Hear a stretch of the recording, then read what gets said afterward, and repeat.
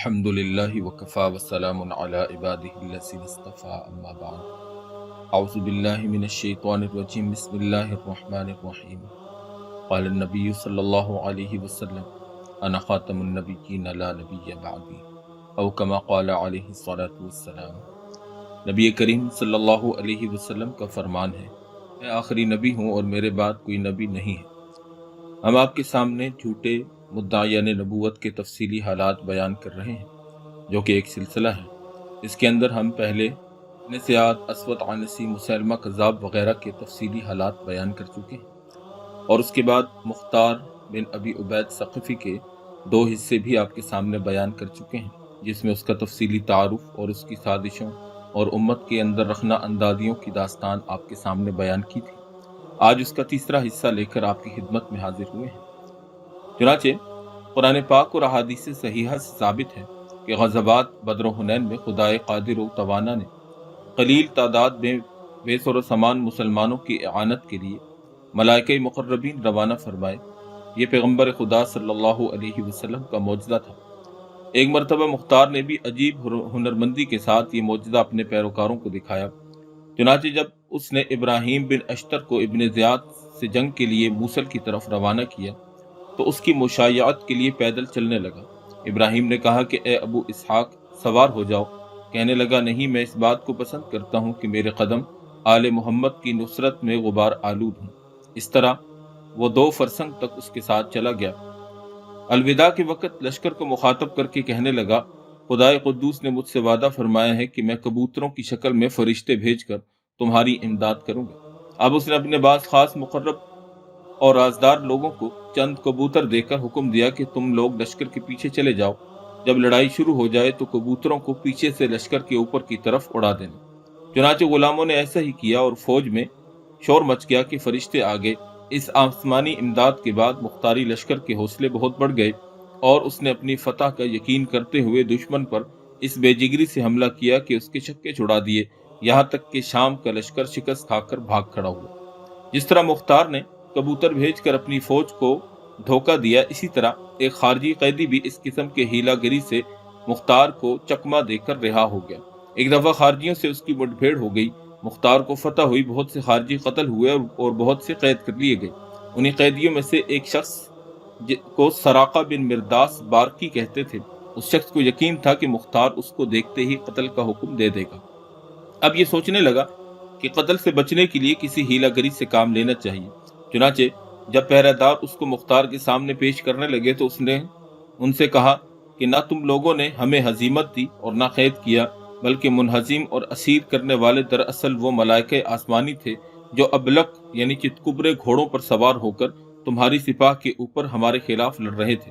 یہ سن کر مختار کی بانچیں کھل گئیں، عالم مسرت میں مست ہو کر جھومنے لگا اور بارکی کو رہائی کرنے کا حکم دے دیا کہ تم ممبر پر چڑھ کر لوگوں کے ساتھ اپنا مشاہدہ بیان کرو۔ اس نے ممبر پر چڑھ کر وہی مقولہ دہرا دیا۔ مختار کہنے لگا، واقعی ملائکہ میری نصرت کے لیے بھیجے گئے تھے۔ چنانچہ کوفہ سے نکل کر بارکی بصرہ گیا اور مصعب بن زبیر کی فوج میں واپس شامل ہو گیا۔ اس کے بعد مختار کو یہ 3 اشعار لکھ کر بھیجے۔ ان کا ترجمہ یہ ہے کہ ہاں ذرا ابو اسحاق، مختار کو یہ خبر پہنچا دو کہ میں نے یک رنگ سفید اور سیاہ گھوڑے دیکھے تھے۔ میں اپنی آنکھوں کو ایسی چیز دکھاتا ہوں جو انہوں نے نہیں دیکھی۔ ان خرافات کو ہم دونوں خوب سمجھتے ہیں۔ میں نے تمہاری وحی سے انکار کیا اور منت مان لی کہ جب تک دم میں دم ہے تم سے نبرد آزما رہوں گا۔ جس طرح مرزائی لوگ اپنے مقتدا کی جھوٹی پیشن گوئیوں پر سخن سازی کا ملمہ کر کے اس کو سچا ثابت کرنے کی کوشش کرتے ہیں، اسی طرح مختار کے گرگے بھی اپنے پیر و مرشد کے الہاموں پر تعویل کا ملمہ چڑھایا کرتے تھے۔ جب مختار ابن زیاد کے مقابلہ میں ابراہیم بن اشتر کی قیادت میں لشکر بھیج کر واپس آئے تو اب اس نے الہامات اور پیشن گوئیوں کا سلسلہ شروع کیا۔ چنانچہ اپنے ماننے والوں سے کہنے لگا، حزب اللہ نے نصیبین میں یا اس کے قریب ہی دشمن سے اس کے قیام گاہ کے پاس سارا دن شمشیر زنی کی ہے، اور دشمن کی بڑی تعداد اس وقت نصیبین میں محصور ہے۔ اس کے بعد جب قاصد ابن زیاد کے قتل اور لشکر شام کی ہزیمت کی بشارت لے کر آئے تو مختار کہنے لگا، اللہ والو، کیا میں نے قبل از وقوع اس کی فتح کی بشارت نہیں دی تھی؟ سب نے کہا، واقعی آپ نے پہلے سے کہہ رکھا تھا۔ راوی کہتا ہے کہ مزدہ فتح کی آمد پر مجھ سے میرے ایک ہمدانی ہمسایہ نے کہا، اے شعبی، کیا تم اب بھی ایمان نہیں لاؤ گے؟ میں نے کہا کہ اس بات پر ایمان لاؤں، کیا میں اس بات پر ایمان لاؤں کہ مختار عالم الغیب ہے؟ اس پر تو میں ہرگز ایمان نہیں لاؤں گا۔ ہمدانی کہنے لگا کہ کیا ہمارے نبی مختار نے یہ نہیں کہہ دیا تھا کہ ہمارے دشمنوں کو شکست فاش نصیب ہوگی؟ میں نے جواب دیا کہ اس نے تو کہا تھا کہ دشمن کو نصیبین کے مقام پر شکست ہوئی ہے، حالانکہ یہ واقعہ دریائے خازر علاقہ موصل میں پیش آیا ہے۔ ہمدانی بولا، اے شعبی، خدا کی قسم جب تک تم دردناک عذاب کا مشاہدہ نہ کرو گے ایمان نہ لاؤ گے۔ اس ہمدانی کا نام سلمان بن عمیر تھا، یہ بھی جنگ حرورہ میں مختار کے ساتھ قتل ہو گیا۔ جس طرح نعمت اللہ ولی کی پیشن گوئی کے ایک شعر میں لفظی تعریف کر کے غلام احمد قادیانی نے منہ کی کھائی تھی، اسی طرح مختار کو بھی ایک بزرگ کی پیشن گوئی سے ناجائز فائدہ اٹھانے کی پاداش میں ذلت سے ہمکنار ہونا پڑا۔ ایک مرتبہ کسی بزرگ نے پیشن گوئی کے رنگ میں کہا تھا کہ مزار کے مقام پر بنی ثقیف کے ایک شخص کو عظیم الشان فتح نصیب ہوگی۔ یہ پیشن گوئی ہر وقت مختار کے دماغ میں گونج رہی تھی، کیونکہ مختار خاندان بنی ثقیف میں سے تھا۔ اس کو رہ رہ کر یقین ہوتا کہ یہ پیشن گوئی میری ہی نسبت کی گئی ہے، حالانکہ اس کا اشارہ حجاج بن یوسف ثقفی کی طرف تھا، جس نے عبد الرحمن بن اشعث کو مختار کے قتل کے کچھ عرصہ بعد مزار کے مقام پر ہزیمت دی۔ بہرحال اس پیشن گوئی کے بل بوتے پر مختار نے اپنی فتح کی پیشن گوئی کر دی اور اپنے سپہ سالار احمد بن شمیت کو مصعب کی فوج کا مقابلہ کرنے کے لیے مزار بھیج دیا۔ وہاں لڑائی ہوئی اور ابن شمیت مارا گیا اور مختار کو ذلت اور ناکامی کا منہ دیکھنا پڑا۔ مختار کی یہ ساری جھوٹی باتیں اور مختار کی یہ ساری جھوٹی پیشن گوئیاں اور جھوٹے معجزات اپنی جگہ، لیکن مختار کے واقعہ کے اندر جو سب سے دلچسپ چیز ہے وہ ہے مختار کا بنایا ہوا خود ساختہ تابوت سکینہ، جو کہ ایک کرسی تھی جس کا تفصیلی واقعہ ہم آپ کے سامنے پیش کرنے جا رہے ہیں۔ چنانچہ بنو اسرائیل میں ایک صندوق چلا آتا تھا جسے تابوت سکینہ کہتے ہیں۔ یہ صندوق بعض انبیاء سلف کے تبرکات کا حامل تھا۔ جب بنی اسرائیل کو کسی دشمن کا مقابلہ درپیش ہوتا تو اس صندوق کو اپنے لشکر کے ساتھ میدان میں لے جاتے، حق تعالی جل شانہ اس کی برکت سے فتح عطا فرما دیتا۔ مختار نے بھی تابوت سکینہ کی حیثیت سے ایک کرسی اپنے پاس رکھی جسے وہ لڑائی کے موقع پر لشکر کے ساتھ بھیجا کرتا، اور اس کے پیرووں کو یقین تھا کہ یہ حضرت علی کی کرسی ہے اور اس کی برکت سے دشمن مغلوب ہو جاتا ہے۔ اب اس کرسی کا اصل ماجرا آپ کے سامنے بیان کرتے ہیں۔ چنانچہ امیر المومنین حضرت علی رضی اللہ تعالی عنہ کی حقیقی بہن کا نام حضرت ام ہانی رضی اللہ تعالی عنہ تھا، جو صحابیات میں داخل ہے۔ حضرت ام ہانی کے پوتے طفیل بن جعدہ بن حبیرہ مخزومی کا بیان ہے کہ ایک مرتبہ شدید حالات خراب تھے کہ مجھے ایسی بری طرح سے ذلت میں ڈال دیا کہ ابھرنے کی کوئی تدبیر بروئے کار نہیں تھی۔ ہزار جتن کیے مگر شومئی قسمت نے ساتھ نہ چھوڑا۔ آخر صبر کی باغ ہاتھ سے نکل گئی اور میں عالم اضطراب میں اس بات پر غور کرنے لگا کہ کوئی حیلہ بنا کر کسی بڑے سرمایہ دار سے کوئی رقم اینٹھنی چاہیے۔ نیرنگی فلک کے کرشمے دیکھیے کہ اس دماغی کدوکاش کے اسنا میں مجھے اپنے تیلی ہمسائے کے پاس ایک بہت پرانی کرسی پڑی دکھائی دی، جس پر اس قدر روغن جم گیا تھا کہ لکڑی بالکل نظر نہ آتی تھی۔ میں نے دل میں خیال کیا کہ چلو اسی کرسی سے کچھ مطلب براری کریں۔ چنانچہ میں نے وہ کرسی اس تیلی کے ہاتھ سے منگوا لی اور مختار کے پاس جا کر کہا کہ ایک بات در مکنون کی طرح میرے صدف دل میں چھپی ہوئی ہے اور میں آپ سے ظاہر نہیں کرنا چاہتا تھا، مگر پھر یہی مناسب سمجھا کہ بیان کر دو۔ مختار نے کہا کہ ہاں ضرور بیان کر دو۔ تو طفیل کہتا ہے کہ میں نے کہا کہ حضرت علی رضی اللہ تعالی عنہ کی کرسی ہمارے گھرانے میں چلی آتی ہے اور اس کرسی میں ایک خاص اثر اور تصرف ہے۔ مختار نے کہا کہ سبحان اللہ، آج تک تم نے اس کا تذکرہ کیوں نہ کیا؟ اچھا ابھی جا کر میرے پاس لاؤ۔ میں نے گھر میں جا کر اس کا جمع ہوا تیل کھرچا اور گرم پانی سے خوب دھو کر صاف کیا تو بہت خوبصورت نکل آئی۔